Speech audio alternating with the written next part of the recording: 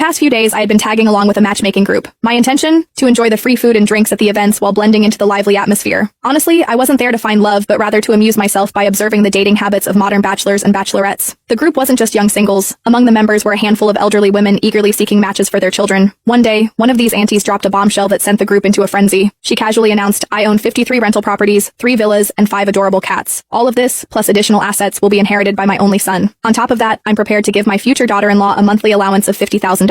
The chat erupted with messages from women of all backgrounds vying for her attention. Questions flooded in, asking if her claims were true. With confidence, she affirmed the legitimacy of her statement, but then she added, "There's just one condition. My son is in a vegetative state. I hope his future wife will not mind." Silence fell over the group like a heavy curtain, but I couldn't help chuckling. To me, this sounded like a golden opportunity wrapped in a velvet bow. I had already decided long ago that marriage wasn't in my plans. Why bother tying myself down? Life was better lived on my own terms. But if marrying a man in a vegetative state meant financial freedom, that didn't sound too bad at all. I, Stella Greer, had one great love: money. Without hesitation, I sent her a message in the group chat. "Why would I mind? Your son is clearly my destined sleeping prince." The group exploded in laughter and applause. Messages poured in, calling me bold, funny, and even shameless. I didn't care. To me, it was all worth it. Moments later, the auntie messaged me privately. "Are you being serious? Do you actually want to marry my son? Or are you just joking?" "Of course I'm serious." "Why?" "Because of money," I replied bluntly. There was no point in sugarcoating it. I was in it for the fortune. She fell silent, and I assumed I'd blown my chance. But then to my surprise, I received a transfer notification. She had sent me $500 as a travel allowance and invited me to visit her at Villa 8 in Starlight Bay, located in Crescent Gardens. She promised a warm welcome. Crescent Gardens was the most exclusive neighborhood in the city, with villas averaging over $1 million.